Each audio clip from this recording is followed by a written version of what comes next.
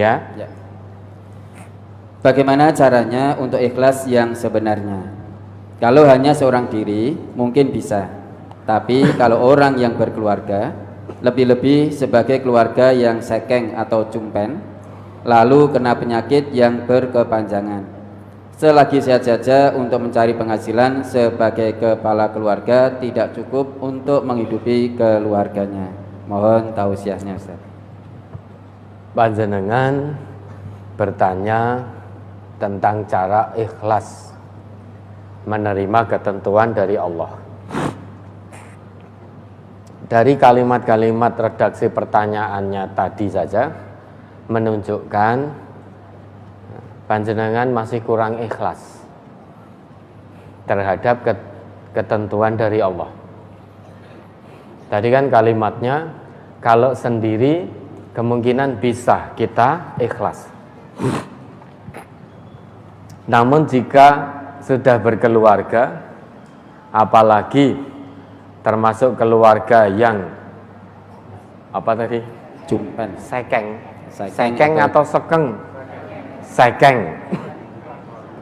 Sekeng itu apa? Cumpen. Nah, kurang cukup menurut manusia, maka tidak akan bisa ikhlas. Sedangkan perintah Allah itu baik sendiri saat belum berkeluarga ataupun sudah berkeluarga, saat sehat atau setengah sehat, atau sakit atau setengah sakit, saat kaya atau saat miskin, atau saat setengah kaya atau saat setengah miskin, apapun kondisinya, perintah Allah kita harus ikhlas menerima takdir, menerima ketentuan dari Allah. Ikhlas yang dimaksud oleh Allah bukan ikhlas pasif, namun ikhlas aktif. Kalau ikhlas pasif, kita akan mengatakan, alah ya wis ngene, wis kersane Gusti Allah. Biar bagaimanapun saya ini hamba Allah, nggak bisa makan, wong itu saya hamba Allah, wis saya ndak usah kerja. Nanti kalau Allah masih sayang pada saya, Allah akan beri saya makan, saya akan bisa makan. Itu namanya ikhlas pasif, ikhlas ngawur. Lah, untuk mengetahui bagaimana agar kita bisa ikhlas, penting rasanya kita memahami makna ikhlas itu dulu yang paling penting. Selama ini kita senantiasa menasihati orang lain yang ikhlas. Yang dinasehati ikhlas piye? Jenengan boten ngraoske. Jenengan tidak merasakan, mudah mengatakan ikhlas. Saya yang merasakan seperti ini, saat sehat saja saya sulit memenuhi kebutuhan hidup keluarga saya. Jenengan itu mau makan sehari 10 kali juga bisa. Maka mudah saja bagi panjenengan untuk mengatakan ikhlas. Belum tentu nanti saat merasakan apa yang saya rasakan, belum tentu bisa ikhlas. Maka penting memahami makna ikhlas. Ikhlas itu apa toh? Kalau dalam bahasa Arab, ikhlas itu satu akar dengan kholaso. Kholaso itu murni. Kalau ditambah hamzah di depannya menjadi akhlaso. Kalau kholaso itu murni, jernih, akhlaso itu memurnikan. Kalau kholaso orangnya disebut khalis. Kalau akhlaso orangnya disebut mukhlis. sifatnya disebut ikhlas. Kalau ada tambahan hamzah di depannya, yang awalnya khalaso artinya murni, bening, jernih, kemudian ditambahi hamzah di depannya, bunyinya berubah dari khalaso menjadi akhlaso. Karena ini ada tambahan hamzah, maka maknanya pun sangat-sangat berbeda. Kalau khalaso tadi murni, akhlaso itu memurnikan. Yang namanya memurnikan berarti ada usaha dari manusianya. Pernah kita berikan contoh. Kalau di dalam gelas ini berisi air, tidak tercampur kotoran apapun, maka air di dalam gelas ini disebut khalis, bukan mukhlis, tapi khalis. Air yang jernih, air yang bening. Kemudian karena tutupnya terbuka, kemasukan kotoran di dalamnya, misalkan dari atas ada cicak nelek masuk ke dalam minuman ini.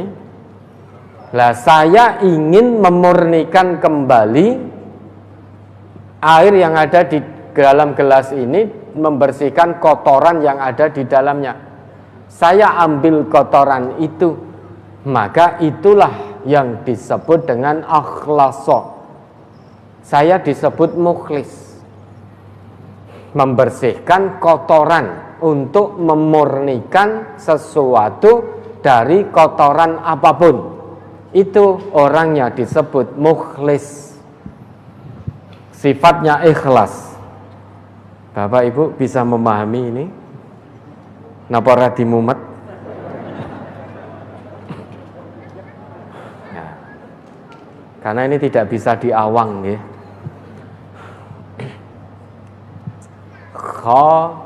Khalaso. Kha lam sod. Itu artinya murni. Orangnya, pelakunya disebut khalis.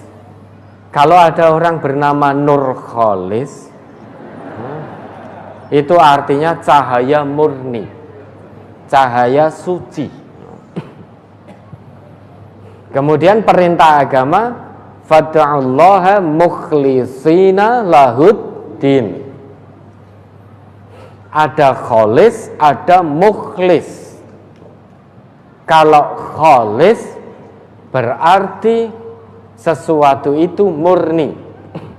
Makanya dalam sebuah hadis Nabi disebutkan, Innallah la yaqbalu minal amali illa ma kana lahu khalisan. Bukan mukhlison, tapi khalisan. Sesungguhnya Allah tidak akan menerima amal apapun kecuali amal itu murni, khalisan. Lah untuk melakukan satu amalan yang murni dalam arti sesuai dengan Quran, sesuai dengan sunnah, maka orangnya harus mengusahakan. Saat berusaha inilah orangnya disebut mukhlis, berusaha memurnikan satu amalan, berusaha menjadikan amalan itu murni, maka orangnya disebut mukhlis. Amalan yang murni tadi disebut khalis. Air minum dalam gelas ini yang bersih, suci, tidak tercampur kotoran apapun, maka airnya disebut khalis. Begitu air minum ini tercampur kotoran, misalkan kemasukan lalat, kemudian saya mau meminum kembali, ada lalatnya, saya ambil lalat itu, berarti perilaku saya berusaha memurnikan kembali air yang tadi murni, kemudian bercampur kotoran, saya ambil kotorannya biar airnya kembali menjadi murni seperti semula. Itu namanya mukhlis. Ini baru pemaknaan ikhlas. Kemudian makna ikhlas ini kita tarik dalam konteks penghambaan diri kita kepada Allah.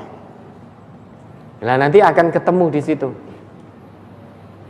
Hati kita ini itu murni, suci.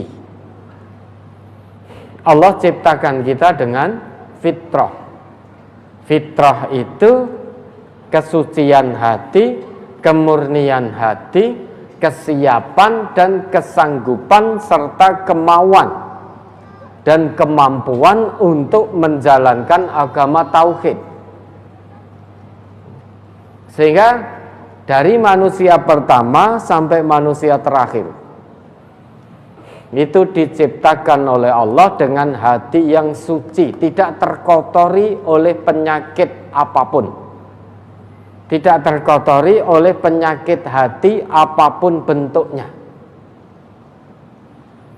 Kullu mauludin yuladu alal fitrah. Seiring dengan berjalannya waktu, maka ada di antara kita yang memiliki penyakit hati, termasuk iri, dengki, sombong, serai, suudzon kepada Allah. Itu semua termasuk penyakit hati. Termasuk tidak punya rasa qanaah, tidak menerima semua ketentuan, semua takdir Allah. Itu termasuk penyakit hati. Lah tadi termasuk pertanyaan yang disampaikan.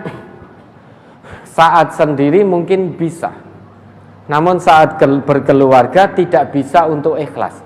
Ini ada potensi punya penyakit hati, karena tidak yakin dengan janji Allah, tidak yakin sepenuh hati, menerima janji Allah hanya dengan akal manusianya saja, bukan dengan hatinya yang murni.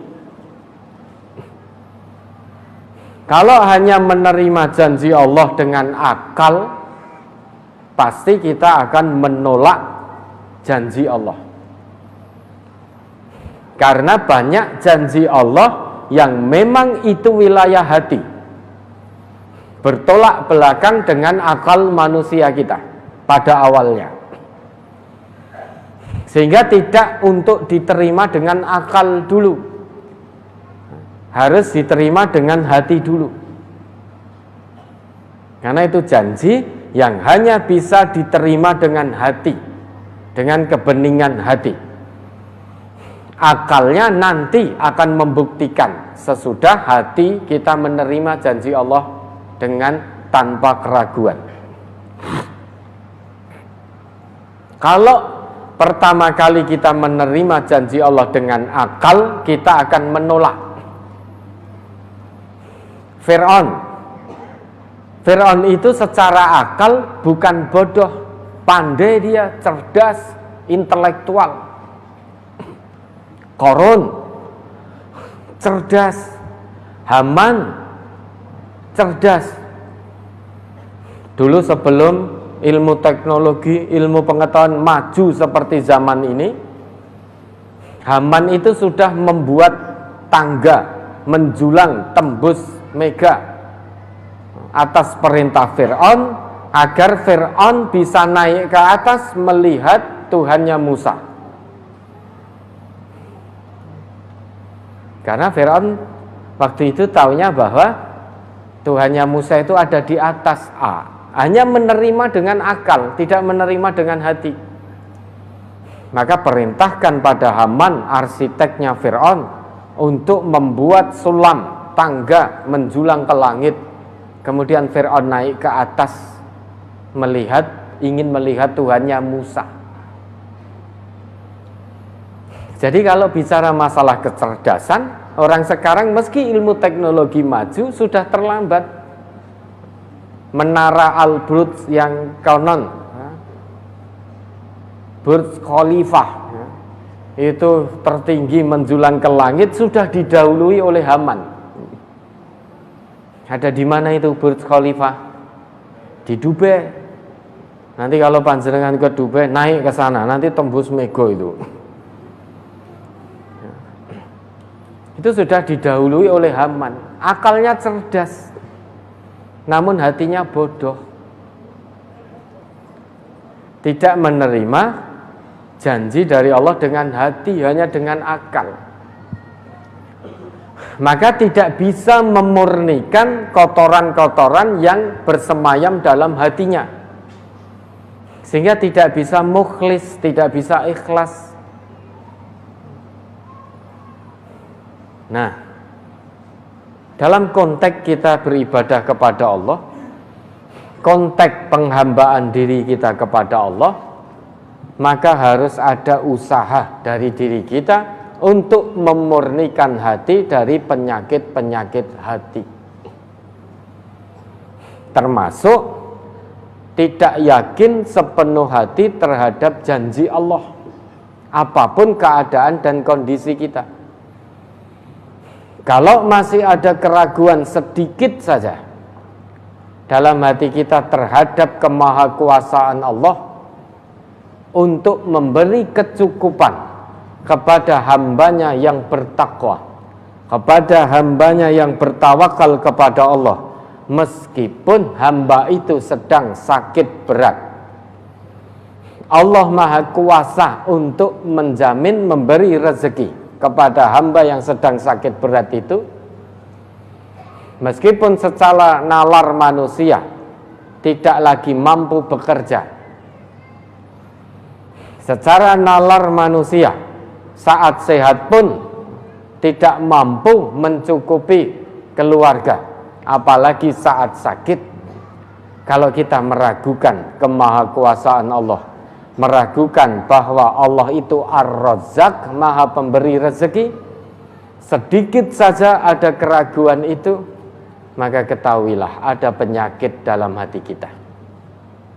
Oleh karenanya, penyakit ini harus dibersihkan, harus dijernihkan, sehingga hati kita kembali khalis, kembali murni. Usaha kita untuk menjernihkan hati dari penyakit-penyakit hati ini, dan pada akhirnya meyakini sepenuh hati terhadap janji Allah, itulah yang dinamakan dengan ikhlas. Maka kalau kita belum berusaha menjernihkan penyakit hati, masih tidak yakin 100% kepada janji Allah, maka kita pun belum bisa ikhlas.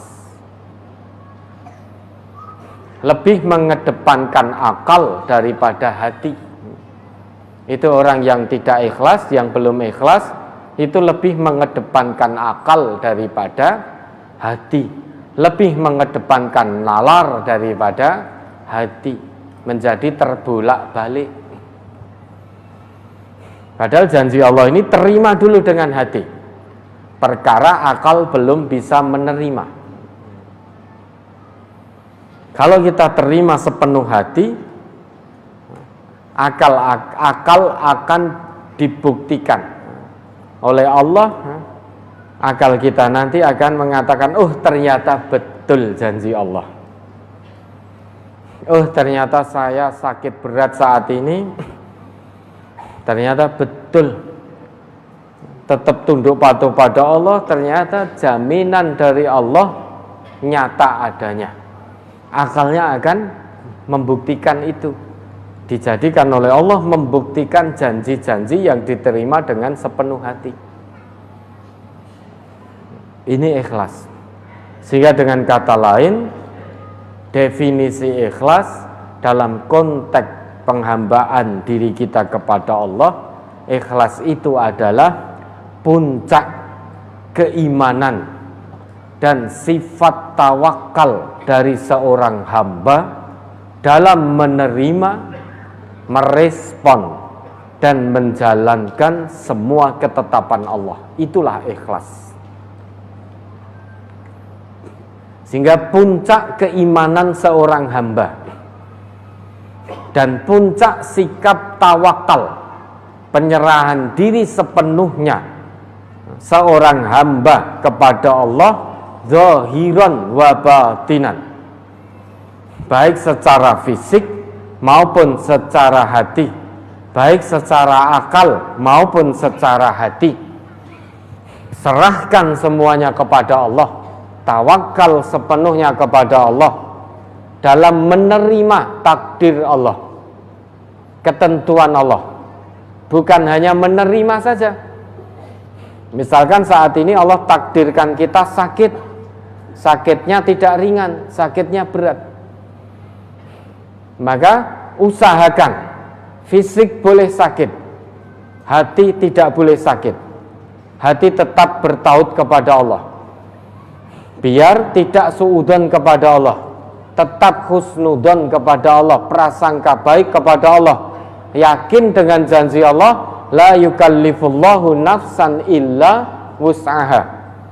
Allah, Tuhanku tidak membebani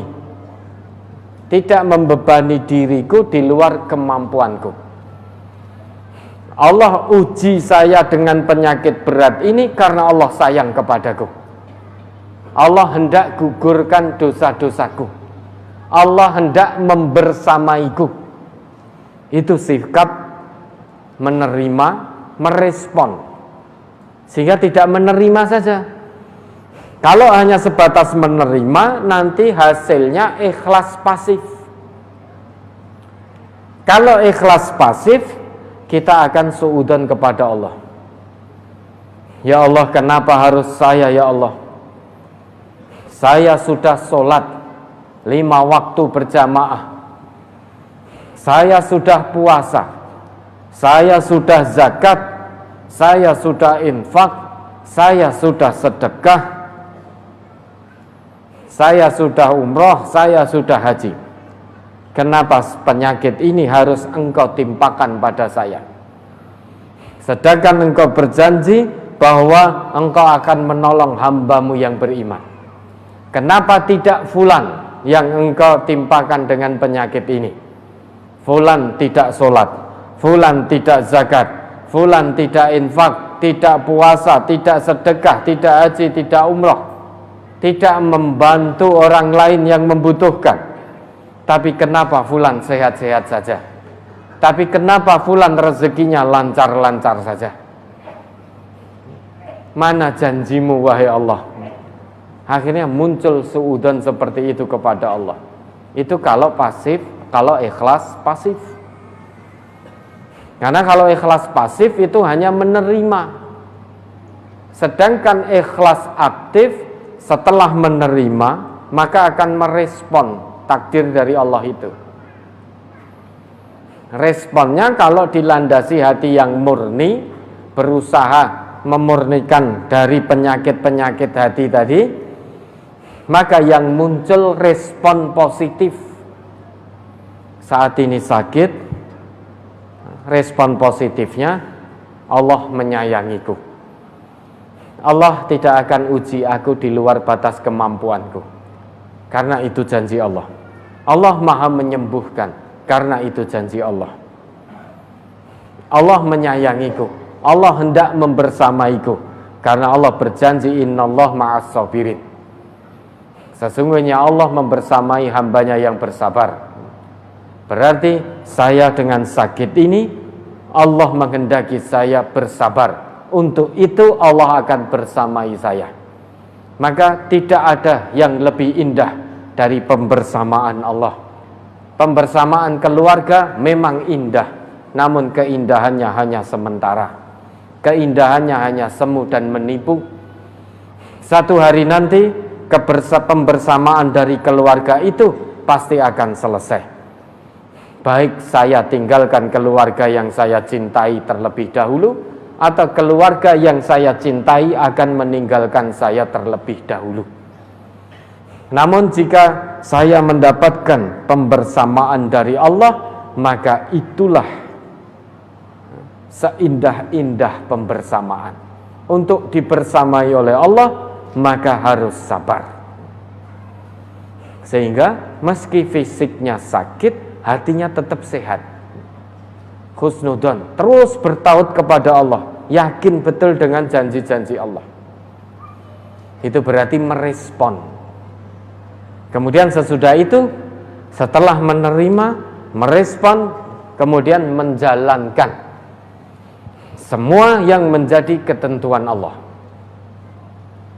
Makanya Nabi kita sampai bersabda, ini agak panjang nggih Bapak Ibu ya. Nanti jangan, satu pertanyaan saja panjang sekali. Selama ini kita bisa mengatakan ikhlas, namun belum tentu hati kita bisa ikhlas. Maka perlu kita jelaskan. Setelah menerima, merespon, kemudian menjalankan. Nah, saat menjalankan itulah berarti kita berada di puncak sikap ketawakalan kita kepada Allah. Fa idza azamta fatawakkal 'alallah. Kalau sudah punya azam di situ berarti menerima, merespon dan menjalankan semua ketentuan Allah. Kalau sudah punya azam yang kuat, maka fatawakkal 'alallah, tawakal kepada Allah. Serahkan sepenuhnya kepada Allah. Oleh karena itu Nabi kita pernah bersabda, ajaban li amril mu'min, sungguh mengagumkan perkara orang yang beriman. Lah, kita telah menyatakan diri beriman kepada Allah, maka punya potensi untuk termasuk ke dalam hadis Nabi ini. Perkara kita itu sungguh-sungguh menakjubkan. Kenapa kok Nabi sebut demikian? Inna amrahu kullahu lahu khair. Kenapa semua atau setiap perkara orang yang beriman itu baik bagi dirinya? Itu menakjubkan bagi dirinya. Menurut Nabi, karena setiap perkara orang yang beriman, apapun keadaan dan kondisinya, itu baik bagi dirinya. Walaisa dzalika li ahadin illa lil mu'min. Dan perkara yang menakjubkan ini tadi tidak akan dimiliki oleh siapapun. Hanya akan dimiliki, hanya akan menyertai hamba Allah yang beriman. Yang pertama, in asobathu sarra'u syakara fakana khairal lahu. Orang yang beriman itu cirinya, jika dia ditimpa dengan kesenangan, diuji dengan kenikmatan, apapun bentuk kesenangan dan kenikmatan itu, apakah dengan kesehatan, apakah dengan kenaikan gaji, apakah dengan diterima melamar satu pekerjaan, apapun bentuk kenikmatan itu, maka kalau dia betul beriman kepada Allah, sikap yang dia ambil tidak lain dan tidak bukan hanya satu, yaitu syakara. Dia bersyukur kepada Allah. Bersyukur di sini bukan hanya sebatas talafut, bukan hanya sebatas ucapan alhamdulillah di lisan. Namun ucapan alhamdulillah ini keluar dari lisan karena dorongan iman yang ada dalam hati. Sehingga kesenangan, kenikmatan yang Allah berikan, yang Allah ujikan kepada dirinya, dia gunakan sesuai dengan fungsi dari nikmat itu yang telah ditetapkan oleh Allah dan Rasul-Nya. Banyak orang yang menganggap nikmat senang itu kalau semata-mata wujudnya uang. Sehingga banyak orang yang menganggap kalau tidak punya uang seolah-olah Allah belum memberikan nikmat. Sekarang kami tanyakan, pilih mana? Ini berkali-kali kami tanyakan. Saat ini panjenengan punya segepok uang, tapi tidak bisa bernafas. Kira-kira masih bisa hidup tidak? Uang nikmat atau bukan? Dalam posisi ini, jenengan punya uang yang melimpah, bahkan tidur kasurnya juga bantalan uang. Buka lemari isinya uang. Dalam saku celana isinya uang. Di sela-sela peci jenengan uang juga. Di mana-mana uang. Tapi tidak bisa bernafas. Dalam posisi itu uang menjadi nikmat atau bukan? Posisi kedua, sama sekali saat ini jenengan tidak punya uang. 100 rupiah pun tidak punya. Tapi oleh Allah jenengan masih diberi nafas. Kira-kira masih bisa hidup atau tidak? Masih. Sehingga dalam posisi ini, mana yang lebih besar? Nikmat uang atau nikmat nafas? Nafas. Tentu nafas bagi orang yang berakal sehat. Karena panjenengan sudah perso sekarang, pilih mana? Punya uang melimpah tapi tidak punya nafas, atau tidak punya uang sama sekali tapi masih punya nafas? Pilih mana? Tidak ada pilihan ketiga. Nah, kalau pilihan ketiga punya uang melimpah dan punya nafas, tidak ada pilihan ketiga, karena adanya hanya surga dan neraka. Pilihannya hanya dua, surga atau neraka. Tidak ada manzilah baina manzilatain. Tidak ada satu posisi di antara dua posisi, di antara surga ataupun neraka. Pilihannya hanya dua, man sya'afal yu'min wa man sya'afal yakfur. Pilih punya uang, tidak punya nafas. Saat ini loh, ya, posisinya hanya dua, tidak ada pilihan ketiga. Maka jangan memilih sesuatu yang tidak dijadikan pilihan. Pilihan dari saya hanya dua. Pilih punya uang, biar kita tahu makna ikhlas, biar kita tahu makna nikmat dari Allah, bukan melulu uang. Kalau saat ini kita punya uang melimpah, ibaratnya baru buka pintu rumah sudah uang bertumpuk-tumpuk, belum lagi yang di bank-bank bertumpuk-tumpuk, namun tidak punya nafas, kira-kira masih bisa hidup? Tidak. Atau tidak punya uang sama sekali, kondisi sakit, tidak punya uang, namun oleh Allah masih diberi nafas, masih bisa hidup tidak?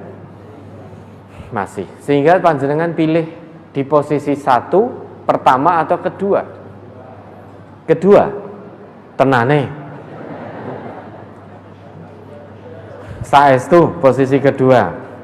Oh, baru diberi pilihan urusan dunia ini saja kita sulit milih kok. Bagaimana mungkin kita akan mengetahui makna ikhlas? Sehingga banyak orang termasuk kita selama ini, yang namanya nikmat itu kalau punya uang. Kalau tidak punya uang, meski masih punya nafas, banyak orang termasuk kita menganggap bahwa Allah tidak beri kita kenikmatan. Makanya kalau kita saat ini tidak punya uang sedikit pun, namun Allah masih izinkan kita bernafas, berarti kita masih bisa hidup. Orang yang masih bisa hidup berarti dia punya kesempatan untuk mencari kehidupan, untuk mencari penghidupan. Nah, dalam rangka mencari penghidupan itu, sebagai wujud rasa syukur kita kepada Allah, maka jangan cari, jangan jemput rezeki yang telah Allah janjikan dengan cara haram. Jangan mencari rezeki dari Allah dengan cara haram. Sebagai wujud rasa syukur Allah masih berikan kita nafas, maka kita cari rezeki dengan cara halal. Penglihatan, ini nikmat tidak? Pilih punya uang tapi penglihatan diambil oleh Allah, atau pilih punya penglihatan namun tidak punya uang? Pilihan yang sulit. Maka bersyukur kepada Allah itu sesuai dengan fungsi yang telah Allah tetapkan. Mata ini fungsinya untuk apa? Melihat bagi orang yang tidak beriman. Tapi bagi hamba Allah yang beriman, fungsi mata tidak cukup untuk melihat saja. Sekarang kalau fungsi mata hanya sebatas untuk melihat, orang kafir pun juga melihat dengan matanya. Terus apa bedanya? Mata bagi orang yang beriman dan orang yang tidak beriman kepada Allah, bedanya di mana? Kalau hanya sebatas berfungsi untuk melihat, maka fungsi mata sesuai yang ditetapkan oleh Allah itu melihat yang baik-baik, sebagaimana yang Allah tetapkan dalam Quran surat An-Nur ayat 30 untuk laki-laki, ayat 31 untuk wanita. Orang yang beriman laki-laki, perintahnya ghaddul basar, tundukkan pandangan. Maka matanya jangan jelalatan kemana-mana. Kalau kita ngaku beriman, namun mata masih melihat hal-hal yang tidak dibenarkan oleh agama, ketahuilah kita belum berada dalam rasa syukur atas nikmat penglihatan yang Allah berikan. Lisan fungsinya untuk apa? Bicara bagi orang yang tidak beriman. Orang yang beriman, lisan ini fungsinya untuk bicara yang baik, maka murnikan lisannya dari kotoran-kotoran lisan. Kita misuh berarti lisan kita tidak murni. Kita ghibah berarti lisan kita tidak suci. Kita mencaci berarti lisan kita tidak suci. Kita memfitnah berarti tidak suci. Saat ini fitnah, ghibah, cacian tidak hanya keluar dari lisan, dari jari jemari kita ini pun juga akan keluar cacian, makian. Kalau kita sholat namun jari-jari kita masih mencaci melalui tulisan-tulisan, masih memaki, masih memfitnah, masih menghibah melalui media-media sosial, berarti kita belum bisa bersyukur menggunakan nikmat yang Allah berikan, apa yang melekat pada kita sesuai dengan fungsi yang Allah tetapkan. Kalau kita bisa mensyukurinya dengan baik sesuai fungsi yang Allah tetapkan, kata Nabi kita, fakana khairal lahu. Sikap syukur itulah baik bagi dirinya, bagi hamba Allah yang beriman tadi. Yang kedua, wa in asobathu dharra sabara. Kalau ditimpa, diuji dengan dharra, dengan kesusahan, apapun bentuknya, dengan hidup yang sekeng, cumpen, cumpen. Ini wong Jawa ora ngerti Jawa. Cumpen, ya. Karena kosakata itu sudah hilang, tidak digunakan lagi, ya. Maka orang-orang sekarang tidak tahu cumpen, ya. Dengan kondisi yang sakit, ditakdirkan oleh Allah di PHK dari pekerjaannya, ditakdirkan oleh Allah usahanya bangkrut, bisnisnya rendet, tidak lancar, ditakdirkan oleh Allah tidak diterima melamar pekerjaan, ditakdirkan oleh Allah sakit, maka Orang yang beriman, dia akan menerima kondisi itu terlebih dahulu, kemudian akan merespon dengan aktif, tetap husnudzon pada Allah, kemudian mengambil sikap yang ma'ruf, menjalankan semua ketentuan Allah dengan cara ma'ruf. Cara ma'ruf itu diwujudkan, dibuktikan dengan sikap sabarnya. Sabar di sini juga sabar aktif. Semuanya aktif. Ijabiyah, bukan salbiyah. Ijabiyah itu positif, aktif. Kalau salbiyah itu negatif, pasif. Terima dengan ijabiyah, positif dengan aktif. Kalau kita menerima rasa sabar, bersikap sabar yang aktif, pasti tidak akan ada batasnya. Kalau kita terima sabar, sikap sabar dengan pasif, pasti ada sabarnya, ada batasnya. Akan keluar dari lisan kita, sabar ada batasnya. Piye-piye yo sabar ki yo ono watese. Itu berarti sikap sabar yang pasif. Karena sikap sabar aktif menurut Allah tidak ada batas. Kalau sabar di sisi Allah itu ada batasnya, niscaya Allah tidak akan turunkan ayat yang memerintahkan kita minta tolong pada Allah dengan yang namanya sabar. Ya ayyuhalladzina amanu sta'inu bis sabri was shalah. Niscaya ayat itu tidak turun kalau sabar di sisi Allah ada batasnya. Kalau sabar di sisi Allah ada batasnya, niscaya Allah tidak akan bersamai hamba-hambanya yang sabar. Tidak akan ada ayat innallah ma'as sabirin. Kalau sabar di sisi Allah ada batasnya. Sabar ada batasnya itu menurut manusia yang tidak sabar, sekalipun namanya sudah sabar. Namanya Pak Sabar, namun hatinya tidak sabar, tidak yakin sepenuh hati dengan janji Allah, karena ditimpa kesulitan sehingga tidak sabar 100%, tidak sabar aktif. Sekalipun namanya Bapak Sabar, namun tidak bisa sabar, tetap dia tidak akan dibersamai oleh Allah, karena tidak termasuk hamba Allah yang bersabar. Kalau kita bisa mengambil sikap sabar aktif tanpa batas, husnudzon kepada Allah terus apapun kondisi sulit kita, kata Nabi, fakana khairal lahu. Sabar itulah menjadi baik bagi dirinya. Diuji sakit kita mengeluh, padahal pilihan dari Allah harus sabar. Untuk mendapat stempel mukmin dari Allah, kita harus sabar. Diuji sulit kok kita mengeluh, maka kata Allah kita belum bersabar. Maka stempel iman yang sodik, mukmin yang sodik belum didapat.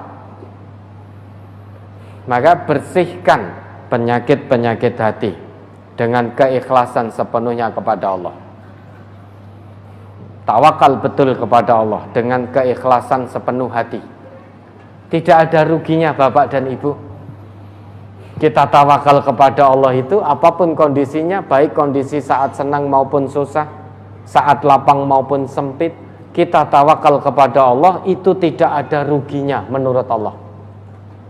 Karena setidaknya, sedikitnya di dalam Al-Quran, meski banyak kita temukan dalam Al-Quran, namun ada baiknya kita mengetahui manfaat apa kita bertawakal kepada Allah sepenuh hati.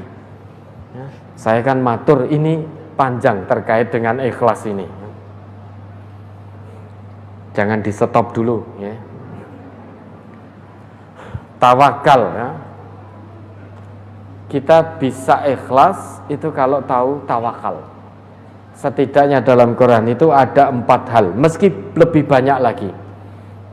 Namun cukup untuk kita mengetahui 4 hal ini. Orang yang tawakal sepenuhnya, kebaikan apa yang akan Allah berikan. Di akhir Quran surat At-Tolak ayat 2 dan juga masuk ke ayat ketiga sampai akhir, janji Allah, wa may yattaqillah yaj'al lahu makhraja. Barang siapa yang bertakwa kepada Allah, Allah akan berikan jalan keluar dari setiap permasalahan yang dialami. Makhraja. Makhraja sifat bentuknya, sighahnya bentuknya nakirah. Nakirah, di situ tidak ada alif lamnya. Maka bacaannya makhraja. Nakirah itu sifatnya masih umum, maknanya umum. Sehingga masalahnya masih umum. Apapun masalahnya, selama kita bertakwa kepada Allah, Allah akan berikan solusinya. Entah kemiskinan, entah sakit, entah di PHK, entah melamar pekerjaan tidak diterima, entah masalah rumah tangga, suami cekcok dengan istri. Kalau kita bertakwa kepada Allah, apapun masalahnya, maka ada 1001 cara yang akan Allah berikan sebagai solusi bagi kita. Di setiap permasalahan, 1001 permasalahan, 1001 cara dari Allah. Itu makhraj, sifat bentuknya masih umum. Setelah itu janji Allah, wa yarzuqhu min haitsu la yahtasib.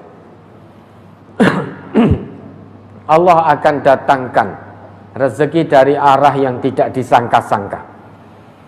Solusi dari Allah dari setiap permasalahan, itulah rezeki kita. Sehingga rezeki itu bukan hanya melulu uang, bukan hanya terus-menerus uang. Problem rumah tangga, Allah berikan solusi, itu rezeki dari Allah untuk kita. Dari arah yang tidak disangka-sangka, yang namanya min haitsu la yahtasib,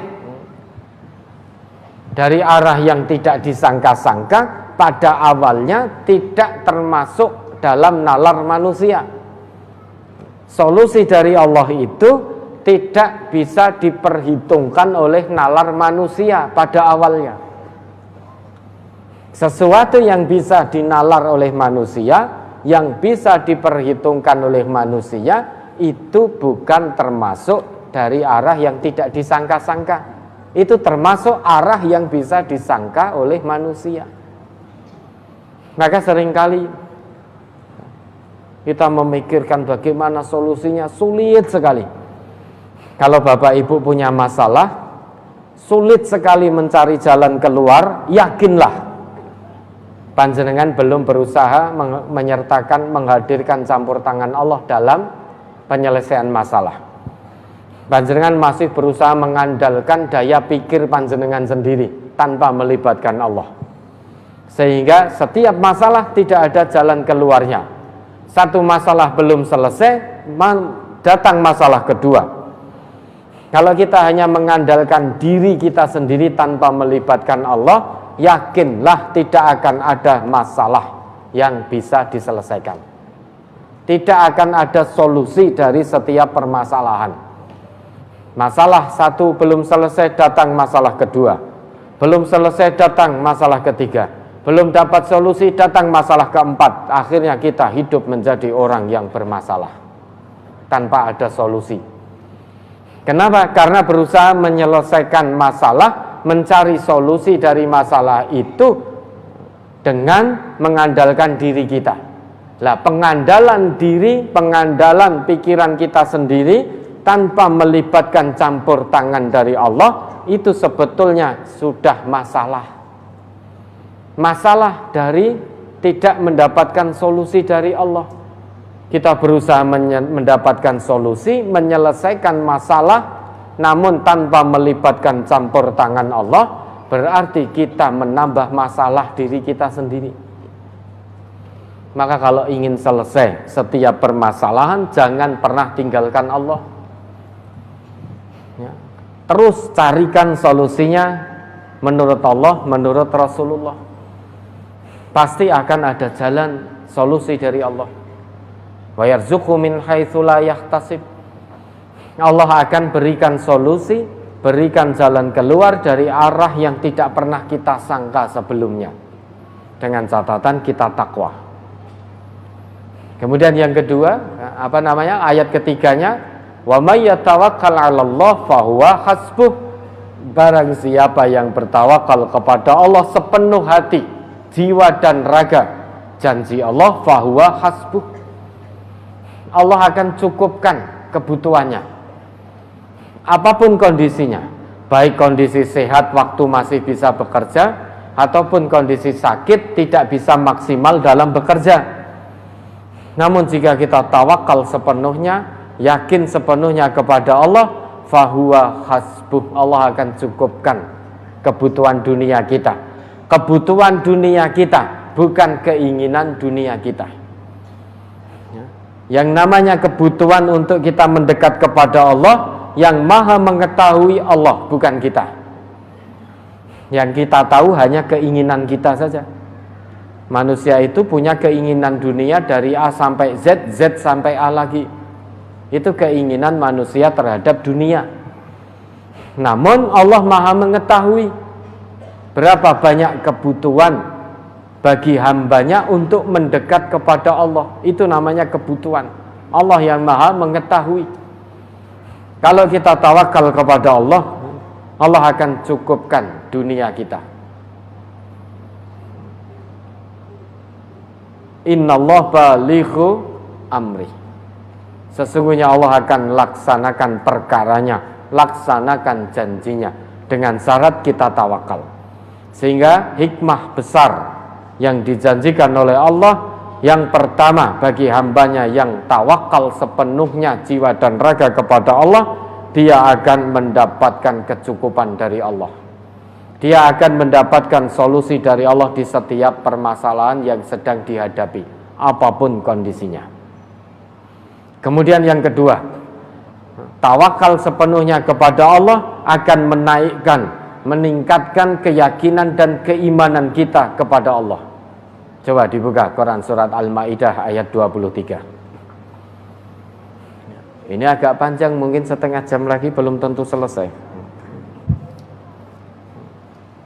Ini menyangkut keikhlasan. Surat Al-Maidah, surat kelima ayat 23. Qala rajulani minal ladzina yakhafuna an'amallahu 'alaihim madkhulu 'alaihimul bab fa idza dakhaltumuhu fa innakum ghalibun wa 'alallahi fatawakkalu in kuntum mu'minin. Berkatalah dua orang di antara orang-orang yang takut kepada Allah, yang Allah telah memberi nikmat atas keduanya. Serbulah mereka dengan melalui pintu gerbang kota itu. Maka bila kamu memasukinya, niscaya kamu akan menang. Dan hanya kepada Allah hendaknya kamu bertawakal, jika kamu benar-benar orang yang beriman. Lah, dulu orang-orang Yahudi yang beriman kepada Rasulullah pernah ragu ketika diperintah oleh Allah untuk masuk ke wilayah Palestina, untuk masuk ke kota Palestina. Kenapa? Karena di dalam kota itu terdapat orang-orang yang kuat dengan persenjataan yang lengkap. Jika kita masuk, pasti akan terbunuh, kalah dengan orang-orang yang kafir, yang tidak taat, tidak tunduk pada seruan Rasulullah pada waktu itu. Sehingga menjadi ragu, akalnya yang bicara terlebih dahulu. Bagaimana mungkin Tuhan kita yaitu Allah perintahkan pada kita untuk masuk menyerbu kota Palestina, sedangkan kota itu dihuni oleh orang-orang yang kafir, yang kuat-kuat dengan persenjataan lengkap, jumlahnya banyak. Sedangkan kita persenjataan lemah, jumlah kecil, Bagaimana mungkin Allah perintahkan kita untuk menyerbu ke dalam? Itu kalau menerima dengan akal dulu, maka kita akan luntur keyakinan kita kepada Allah. Di tengah-tengah keraguan itu, kemudian berkatalah dua orang di antara mereka yang takut betul kepada Allah. Wa qala rajulani minal ladzina yakhafuna an'amallahu 'alaihim madkhulu 'alaihimul bab. Berkatalah dua orang tadi yang sudah yakin betul kepada Allah dengan janji-janji Allah, dengan nikmat yang telah Allah berikan. Maka dua orang tadi tampil di tengah-tengah orang yang ragu dengan mengatakan udkhulu 'alaihimul baba. Masuklah, serbulah kota Palestina itu dari pintu gerbangnya. Kemudian dengan keyakinan mantap karena ini perintah Allah, fa idza dakhaltumuhu fa innakum ghalibun. Itu janji Allah. Karena jika kamu masuk ke dalam, pasti kamu akan menang. Melalui pintu gerbangnya, kamu masuk melalui pintu gerbangnya, pasti kamu akan menang. Meski jumlahmu sedikit. Kam min fi'atin qalilatin ghalabat fi'atan katsiratan biidznillah. Berapa banyak orang yang jumlah sedikit mengalahkan jumlah besar karena izin Allah. Sehingga dua orang tadi mengingatkan akan janji Allah.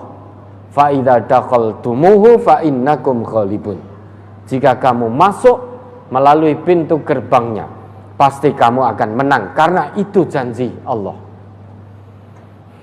Kemudian wa 'alallahi fatawakkalu in kuntum mu'minin, dan hanya kepada Allah lah kalian bertawakal. Hendaklah kalian bertawakal jika kamu benar-benar beriman kepada Allah.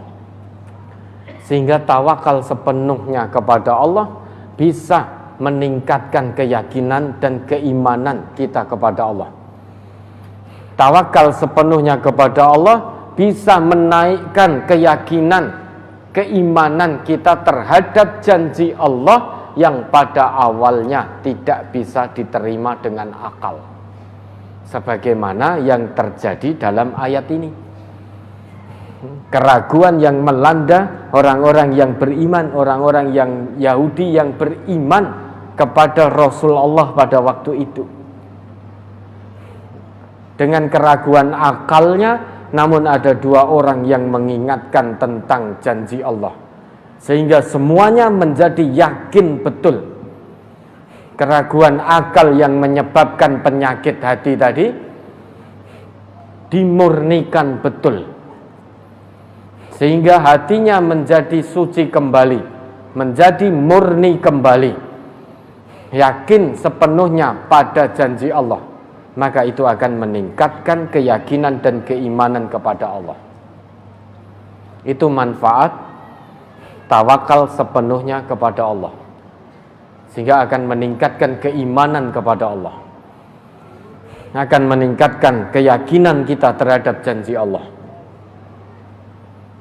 Berikutnya manfaat ketiga. Coba dibuka Quran surat An-Nahl ayat 41-42. Orang yang tawakal sepenuhnya kepada Allah, ikhlas sepenuhnya menerima, merespon, menjalankan takdir dari Allah, maka dijanjikan oleh Allah dia mendapatkan kebaikan dunia, mendapatkan kebaikan akhirat.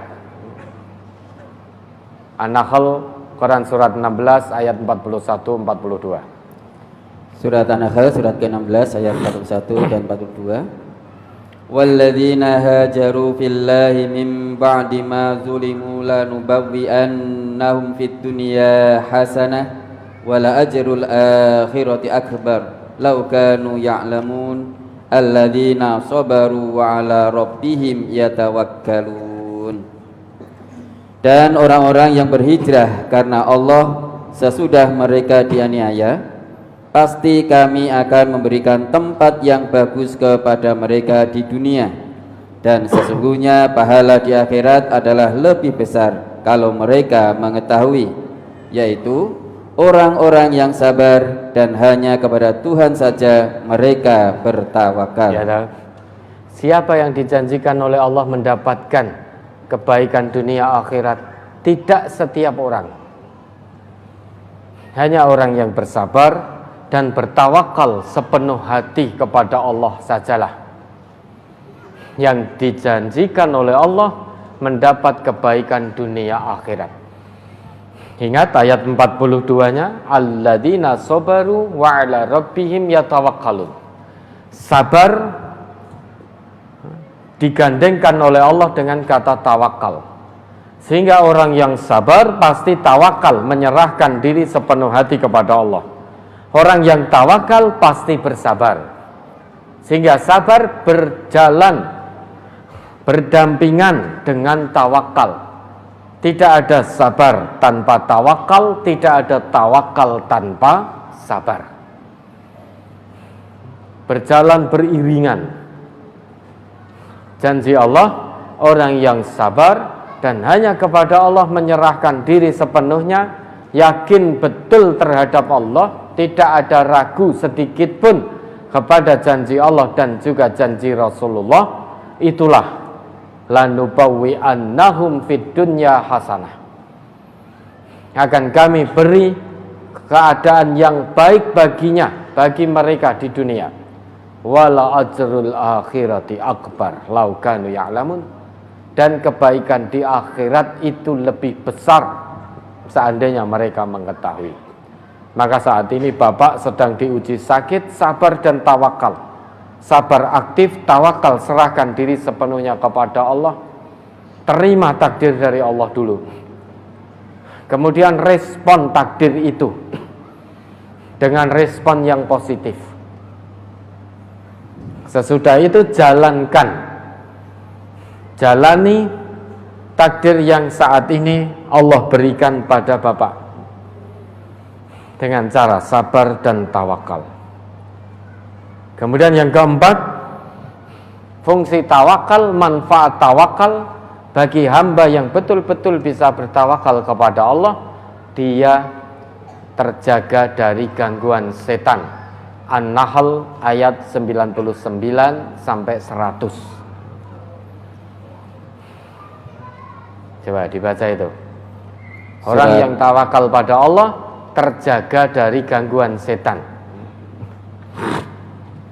An-Nahl surat ke-16 ayat 99 dan 100. Innahu laisa lahu sultanun 'alal ladzina amanu wa 'ala rabbihim yatawakkalun. Innama sultanuhu 'alal ladzina yatawallawnahu wal ladzina hum bihi musyrikun. Sesungguhnya syaitan itu tidak ada kekuasaannya atas orang-orang yang beriman dan bertawakal kepada Tuhannya. Ya dah, ini dulu. Innahu laisa lahu sultanun 'alal ladzina amanu wa 'ala rabbihim yatawakkalun. Setan itu tidak punya kuasa apapun kepada hamba Allah yang senantiasa beriman dan senantiasa bertawakal hanya kepada Rabb-nya. Bertawakal hanya kepada Allah. Bukan berarti setan tidak mengganggu kita. Setan tetap akan mengganggu kita setiap saat. Akan selalu menghembuskan was-was, bisikan, gangguan agar kita keluar dari jalan Allah. Namun hamba Allah yang beriman dan senantiasa bertawakal, dia tidak akan tergoda dengan bisikan setan. Setan terus membisiki kita untuk iri pada kenikmatan yang didapat orang lain. Setan akan terus membisiki kita untuk meri pada kesenangan yang Allah berikan pada orang lain. Namun, kalau kita senantiasa iman dan tawakal kepada Allah, kita tidak akan turuti bujuk rayu setan. Sehingga melihat saudara kita mendapatkan kesenangan, kita pun juga ikut senang. Tidak meri, tidak iri, tidak serai, tidak dengki. Kita juga senang. Apalagi yang mendapat kenikmatan itu saudara sesama muslim. Kita satu tubuh. Masa bagian tubuh kita mendapatkan kesenangan, kita menjadi susah. Karena iri, karena dengki, karena meri. Maka sekalipun was-was bisikan setan terus mengganggu, kita tidak akan memperturutkan. Saat ini Bapak dibisiki oleh setan. Dalam kondisi sakit, tidak bisa mencukupi keluarga. Cumpen. Saat sehat pun tetap cumpen. Ketahuilah itu was-was bisikan setan. Maka la tattabi'u khutuwatis syaitan innahu lakum adun. Jangan ikuti langkah-langkah setan. Dalam arti jangan diperturutkan. Hanya dua cara untuk kita selamat dari bisikan setan. Iman dan tawakal. Beriman terus pada Allah, tawakal pada Allah. Jangan turuti apa kata hawa nafsu setan, yang mana kalau kita perturutkan itu menyebabkan penyakit hati. Tidak yakin lagi pada Allah sepenuh hati. Maka perlakukan setan sebagai musuh. Jangan perlakukan setan sebagai teman. Kalau kita perlakukan setan sebagai teman, kita yang akan dikalahkan. Fattakhidhuhu aduwah. Perlakukan setan sebagai musuh yang harus dikalahkan. Caranya bagaimana? Jangan turuti apa kata hawa nafsu setan. Ikuti apa yang menjadi ketetapan Allah dan ketetapan Rasulullah. Kalau itu bisa kita lakukan, janji Allah, kita tidak akan terjerumus dalam bujuk rayu setan. Setan tidak akan bisa menguasai kita. Karena setan hanya akan menguasai orang-orang yang memperturutkan apa kata setan. Sekali dia ikuti kata setan, maka dia dalam kekuasaan setan. Dia dalam cengkraman setan. Dia akan suudzon kepada Allah. Dia akan durhaka kepada Allah. Dia akan bermaksiat kepada Allah. Dia tidak bisa ikhlas karena Allah. Dia akan suudzon kepada Allah, akan menyalah-nyalahkan Allah. Sekali kita ikuti bujuk rayu setan. Apalagi dalam kondisi kita sedang kesulitan, dalam kondisi kita sedang kemiskinan, kalau kita ikuti bujuk rayu setan, hati-hati. Potensi kita akan menyalahkan Allah. Na'udzubillah. Potensi kita akan menilai bahwa Allah belum berbuat baik pada kita. Na'udzubillah. Maka jangan jadi hamba-hamba setan. Bersihkan hati, murnikan hati. Untuk memurnikan harus ada usaha. Itulah yang disebut ikhlas. Berusaha memurnikan hati dari kotoran-kotoran hati, dari penyakit-penyakit hati. Nah, sehingga ikhlas tidak lagi sebatas ucapan di lisan, namun betul-betul bisa kita pahami karena dorongan keimanan kita, karena landasan iman, takwa dan tawakal kepada kita, kepada Allah dari kita, sehingga kita bisa menjalankan semua ketentuan Allah ini dengan ikhlas. Mudah-mudahan bisa dipahami. 1 jam. Ya, ada lagi.